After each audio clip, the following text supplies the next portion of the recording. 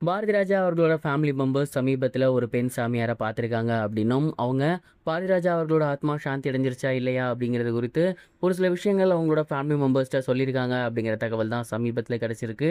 அது குறித்து தான் இந்த ஒரு வீடியோல நம்ம பார்க்க போறோம். இயக்குனர் இமயம் பாரதிராஜா அவர்கள் கடந்த சில நாட்களுக்கு முன்னாடி இறந்து போயிருந்தாரு. அவரோட உடல் தேனியில இருக்கக்கூடிய அவரோட பண்ணை வீட்ல அரசு மரியாதையோட நல்லடக்கம் செய்யப்பட்டிருந்துச்சு. இத்தனை வருட காலம் அவர் சென்னையில இருந்திருந்தாலுமே, அவருடைய கடைசி ஆசையாக அவர நல்லடக்கம் பண்றது, அவரோட ஊர்ல தான் இருக்கணும் அப்படின்னு அவரே சொல்லியிருந்தாரு. அதனால தான் அவரோட பண்ணை வீட்ல நல்லடக்கம் பண்ணியிருந்தாங்க.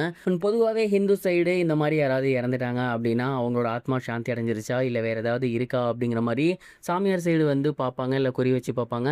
அந்த மாரி பாரதிராஜா அவர்களோட ஃபேமிலி மெம்பர்ஸ் சமீபத்தில ஒரு பெண் சாமியார பார்த்துருக்காங்க. குறிப்பா அப்பா சொன்ன மாரி அவரோட ஆசைப்படி அவரோட பண்ணை வீட்ல தான் அவர நல்லடக்கம் பண்ணியிருக்கோம். அது அவருக்கு ஓகேவா? அண்ட் வேற ஏதாவது குறைகள் இருக்கா? அப்படிங்கிற மாரி கேட்டு தெரிஞ்சிருக்க பார்த்துருக்காங்க. அண்ட் அப்ப அந்த ஒரு பெண் சாமியார் ஏகப்பட்ட விஷயங்கள சொல்லியிருந்திருக்காங்க. குறிப்பா அப்பாவோட ஆத்மா அப்படிங்கிறது மிகப்பெரிய அளவுல சாந்தி அடையல. அவரு ஒரு சில கோவங்கள் இருக்கு.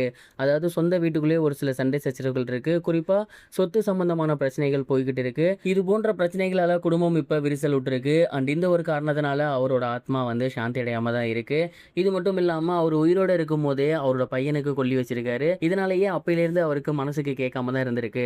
ஸோ இந்த மாரி ஏகப்பட்ட சின்ன சின்ன பிரச்சனைகள் அவரோட மனசுக்குள்ள இருந்திருக்கு. அத வெளியில சொல்லாம இருந்திருக்காரு. அண்ட் அத சால்வ் பண்ணாமயும் இப்ப அவரு போயிட்டாரு. அது எல்லாத்தையுமே நீங்க பேசி சால்வ் பண்ணி சரி பண்ணா மட்டும் தான் 16ஆம் நாள் சாமி கும்பிடுற அன்னைக்கு அவரோட ஆத்மா சாந்தி அடையும் அப்படிங்கிற மாரி அந்த ஒரு பெண் சாமியார் அவங்களோட ஃபேமிலி மெம்பர்ஸ்ட்ட ஷேர் பண்ணியிருக்காங்களாமா. அண்ட் அவங்க சொன்னதுபடியே இப்ப குடும்பத்தில ஜனனி அவர்களுக்கும், நந்தனா அவர்களுக்கும் சொத்து பிரச்சனை அப்படிங்கிறது போய்க்கிட்டு தான் இருக்கு. இந்த ஒரு குடும்ப பிரச்சனைய சரி பண்ணி சொத்துக்கள சமமா பிரிச்சுக்கிட்டா பாரதிராஜா அவர்கள் ரொம்பவே சாந்தி அடைவாரு அப்படிங்கிற மாரி தான் அந்த ஒரு பெண் சாமியார் சொல்லியிருக்கிறதா தகவல் கிடைச்சிருக்கு.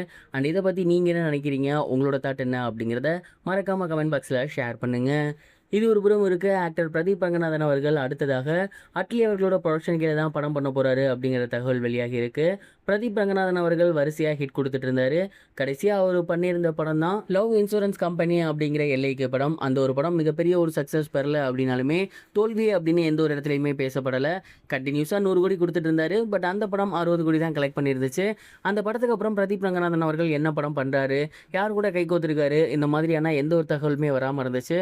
அண்ட் இந்த ஒரு நிலையில சமீபத்தில அட்லி அவர்களோட புரொடக்ஷன் கீழ இவர் நடிக்க போறாரு அப்படின்னும், இந்த ஒரு படத்த அட்லியோட அசிஸ்டன்ட் டைரக்டர் ஒருத்தர் தான் எடுக்க போறாரு அப்படிங்கிறதும் தெரிய வந்திருக்கு. முழுக்க முழுக்க கமர்ஷியல் படமாக இந்த ஒரு படம் இருக்கும் அப்படின்னும், கண்டிப்பா இந்த படம் டிராகன் மாதிரியே எல்லாத்துக்கும் பிடிக்கும் அப்படிங்கிற மாரி புரொடியூசராக இருக்கக்கூடிய அட்லி அவர்கள் நம்புறாராமா. இந்த படத்தோட அனௌன்ஸ்மென்ட் கூடிய சீக்கிரமே வரும் அப்படிங்கிற மாரி சொல்லியிருக்காங்க.